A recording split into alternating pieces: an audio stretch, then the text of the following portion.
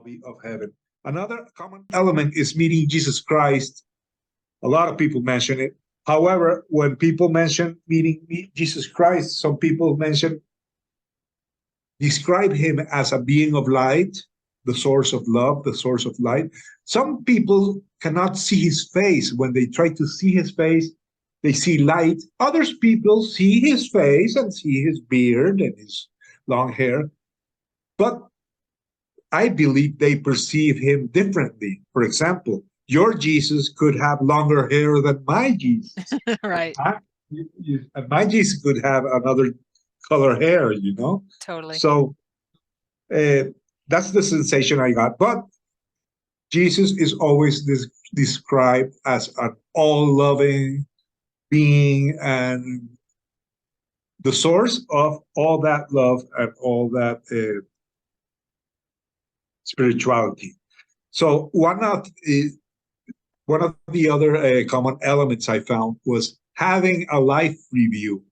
Now, people normally believe that a life review is simply when you almost crashed with your car and you saw your life go passing by quickly. That's not it. That's not a life review. I mean, to see your life go by quickly, that's not a life review. A life review is when you relive your life and you are able to feel what you felt at the time, but also what other people felt.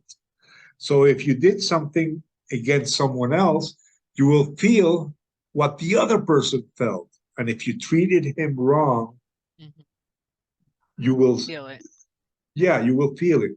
And you will feel it as if you were inflicting it upon yourself. So it is changing. It is a life-changing experience because people, after this, they know that when you die, you will be judged, but you will not be judged by God or Jesus or a judge.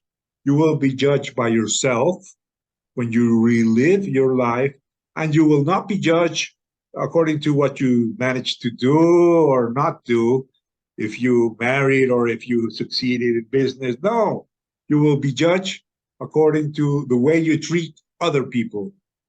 How you treated other people, that's what you're going to be judged Yeah. on. So, and all sentient beings, I found. right. All sentient beings. Okay.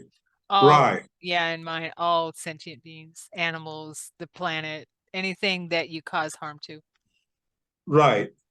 So I was really surprised because the first person I interviewed after meeting Tessa Romero, she has a book called 24 Minutes on the Other Side. Tessa Romero is this Spanish woman that I met, my friend. And after her, I met T.S. Dismas, who was a former Army, he was an Army vet, and his heart stopped. He had a near-death experience, and in his life review, when he had his life review,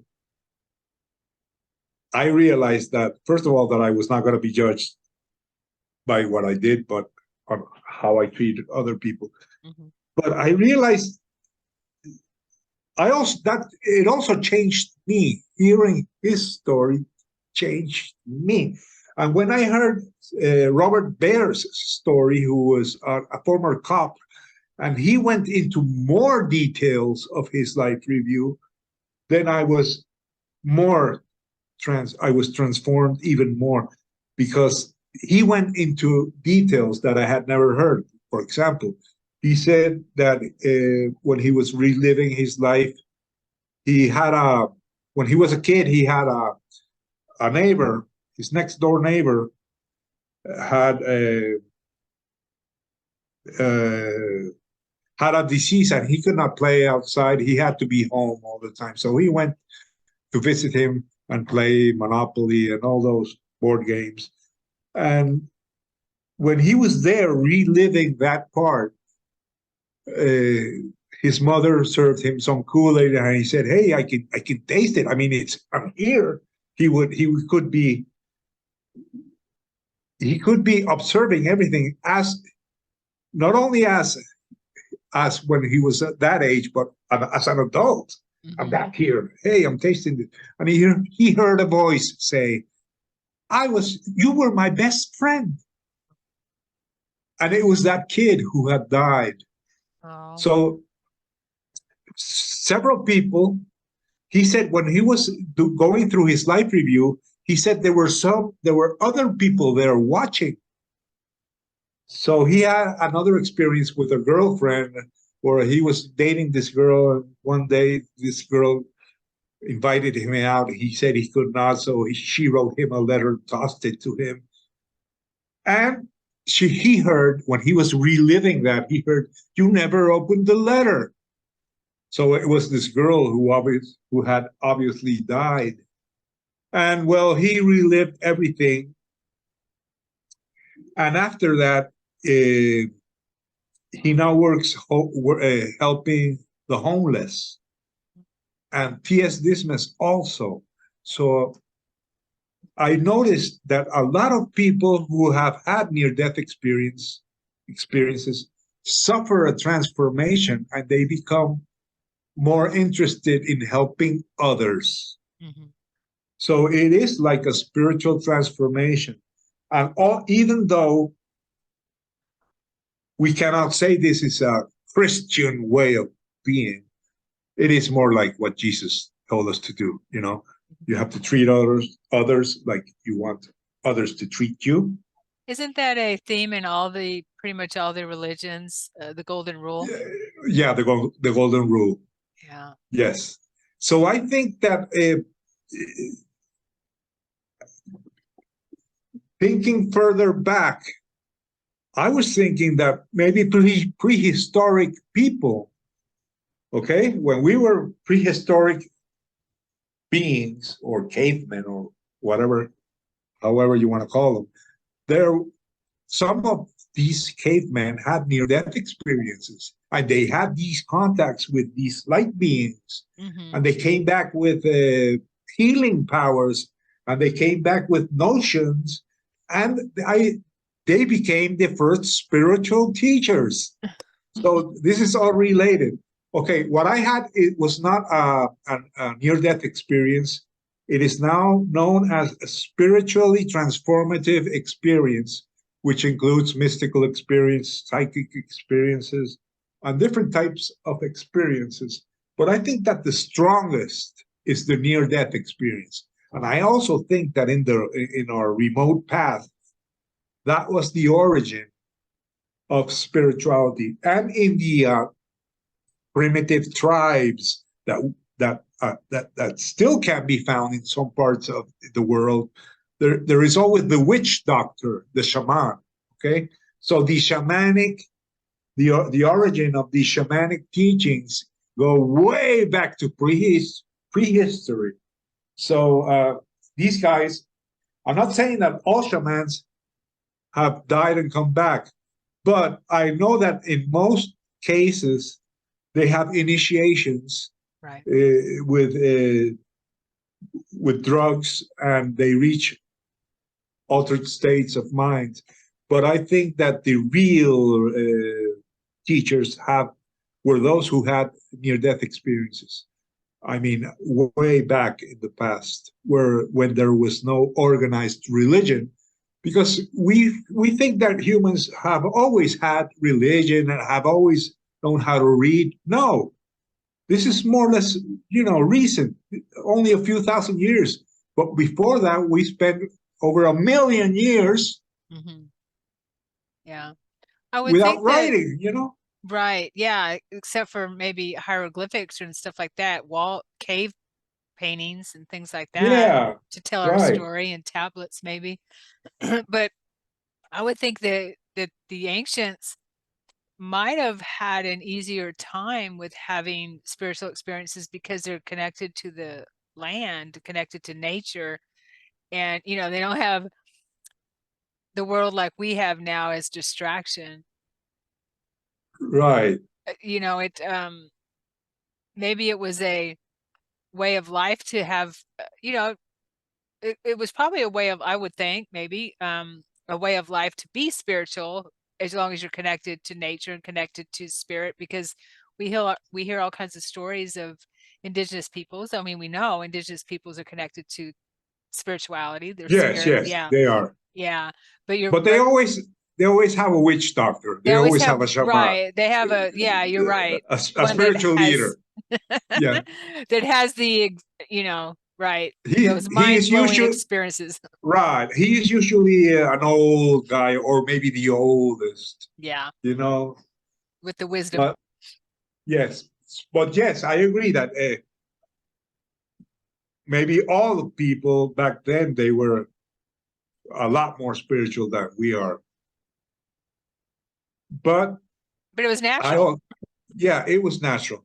So this transformation is another common element, and there are a few I haven't mentioned. Getting the chance to return, glimpsing the future. Some people can glimpse the future. Receiving a mission, you will go back and you have to do this or that, and suffering a transformation, which we already mentioned.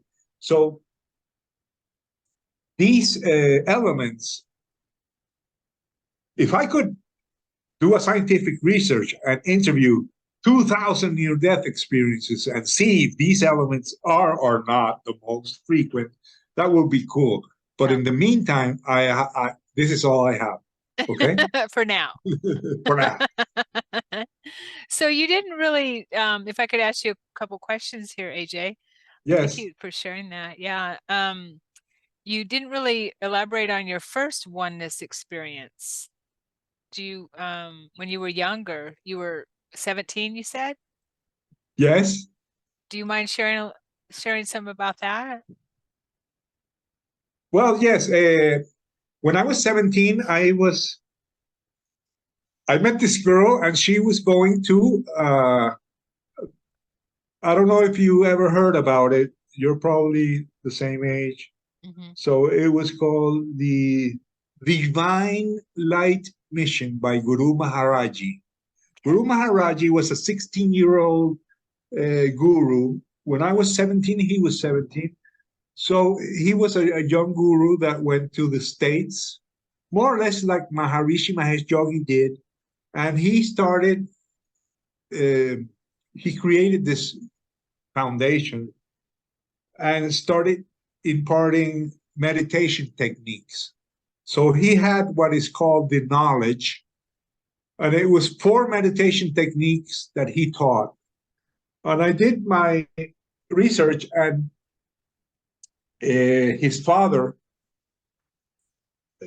started imparting these techniques, and he took them from different sources. But the main source was Sant Mat, which is a Hindu sect, and also from Buddhism, because it also contained like Buddhist meditation, was one of the techniques, like the breath meditation. Mm-hmm. So I learned these techniques, and I started meditating. And since I really had lots of dreams when I was young, and like I said, I could wake up in the dream. Sometimes I could change them. Other times I couldn't. So I started having these dreams. And in one of these dreams, I simply felt, I did not see, I simply felt I was one with everything. I felt that when I breathed, the world was breathing with me. And when I inhaled, the world inhaled with me. And when I exhaled, the world breathed with me. Okay? Nice. Yeah. So that was basically it. I felt I was one. I did feel like all my questions were answered because there were no more questions, something like that. It's not that I had all the answers. No, I had no more questions. Mm-hmm. So for a while, I stopped my need to study spiritual books was gone completely. I did not need it anymore. And this was great. This lasted, it could have lasted like over a year or two, in which I did not seek anything more. Then when I went to the I was in the University of Oklahoma. Mm. This was in 1977, more or less. And I was bored waiting for another, between classes. So I had like an hour. So I always used to go to the library. So I found these books, and they were known as the apocryphal Gospels. Mm. So this was an old book with a leather cover, and it contained all the books that were not approved by the church when they created the Christian church. So these were other stories of Jesus. And I got really interested in that. And I started, researching slowly, but my interest was not spirituality. It was more or less history. So I started researching, and slowly I started becoming interested in studying other religions. And that's when I picked up transcendental meditation. I also learned the Silva method, Mm-hmm. which teaches you how to reach alpha waves and gamma waves and theta waves. And also, I learned Sant Mat. I also received that initiation. I was also a Gnostic. I was initiated into the Gnostics and also the Freemasonry. I was also with, I like Sai Baba. I've liked a lot of masters. Yeah. Yeah. And I followed them for some time. It's so funny. I was living in Tulsa, Oklahoma in 1977. Oh, yeah. I was living in Norman. Norman. Yeah. My sister went to college I didn't go to college in Oklahoma. And I went to business school there.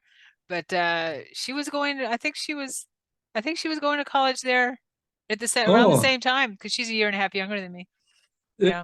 Oh, around the same great. time you were. Isn't that funny? Yeah, great. Because we're the same age. We figured that out. Yeah, the good old times, good old days. Interesting. Yeah, well. Yeah, I studied Rosicrucian for a while. I like the Rosicrucians too. Yeah, I was studying that. I still have all the study materials. I didn't graduate or finish it, but after my NDE, I was wanting to learn as much as I could during those times. Yeah, Rosicrucian is more or less the same teaching as Freemasonry. I've learned that. Yeah. The Hermetic schools, the seven, the Kybalion, it has a lot to do with all that. Yeah, and I've heard that Yeshua taught Hermetics. I mean, his teachings are very similar to Hermetic teachings, or in yes, yeah, yes, they are. Basically, there is only one teaching. That is my final conclusion. There is only one teaching. Mm-hmm. All is one. Yeah. Right. All is one. But in this life, we are experiencing duality. So, although all is one in this reality, which some people say it's imaginary, it's an illusion. Dream. Because if all is one, then necessarily this is a dream, because I see myself as me and you as you. Right. But so we are living in a world of separation. Okay. So while we are here, we have the sensation that there is time, space, and that we are different. But in reality, all is one. And what spirituality teaches us is that we can go back to the source, to spirit. We will go back when we die, but when we are living, we can have contacts with it, with the spirit. And it can help us live this life and understand the world, Mm-hmm. gives us an open mind Kind too. of like a reboot. Right. Yeah, it's the hard part about everything is putting it in words. Yeah.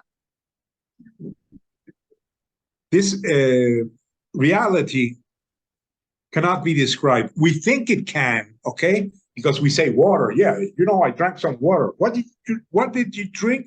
Water. Oh yeah. But if you've never tasted water and you talk to someone who has never tasted water, you say water. They don't know what it is. Mm-hmm. And no matter how you try to describe it, he will never know. And if he's never jumped into water, into a river or a swimming pool, he will never know the sensation, no matter how many books he reads. Because once he jumps into the water, there are no words. You simply feel the water and you experience it, but you cannot say it. Right. So that's the problem with life, love, justice, beauty, good, bad. That is all illusion. There is no good, there is no bad. There are good things, yes, there are good things, but something that is good, like the fire. If I want to cook my dinner, I will use fire. Oh, fire is good. No, fire is bad because my whole family died in a forest fire. Yeah. Oh, okay. So is fire good or bad? Right. It's not good or bad. I mean, it's good. Well, Even if it's bad, it's still good. It's still good. We have a moral compass here, a morality here, but right, that's what I learned too, or remembered. I think we're just remembering everything that Right. Source, God, all that is, doesn't see good and bad. We put No, they that don't see. so we No, can have some because kind of a moral the compass. thing is, what we think is bad today, maybe next year we'll look back and say, hey, it wasn't that bad. That allowed me to learn these Right. new skills. So all the things that we experience that we consider bad are actually teaching us. Yeah. So they are good. Yeah. So you cannot depend on your intellectual reasoning to understand life. That's true. You cannot. I know this guy who has written a lot of books. He's super intellectual. He's defining everything and explaining it scientifically. And I think he's, no matter what he thinks in the end, it's also an illusion, because it's like trying to describe the taste of water or chocolate or honey. You cannot describe life. You cannot describe spirit. You cannot describe death. These things belong to this dimension of duality. But reality, water itself, is not dual. The only dual elements of water are the atoms have negative and positive charges and all that. Okay, there is certain duality, because duality is the basis of everything in this universe, Right. of physics. Mm-hmm. But is it good or bad? Neither good or bad. How can you describe it? You cannot describe it. Right. You cannot describe love. You cannot describe life. People think they can, but they forget. They forget that they cannot. And You you're can an only, inspiration to me, because I'm writing my book now, and it's difficult to describe these experiences, and I've shared just a tiny bit of them, but as I'm writing, I'm realizing, oh my gosh, there's just so much more than I could even. Yes. Our words are clumsy. Yes, So that's another thing. Yeah. That's another thing I found when I studied the different religions. Mm-hmm. I found that for example, the Christians, most Christians think, God is an old man in heaven, whatever. But what did the great intellectuals of Christianity say? So I took a look at Saint Thomas of Aquinas. He said, God cannot be described. God is ineffable. And I took a look at other saints, and their conclusions are basically that God is ineffable. It is beyond reasoning. And if you study the different religions, you will find also that in all the religions, God cannot be described. They accept that God is ineffable. And this word ineffable is used basically by all the religions. Yeah. One of them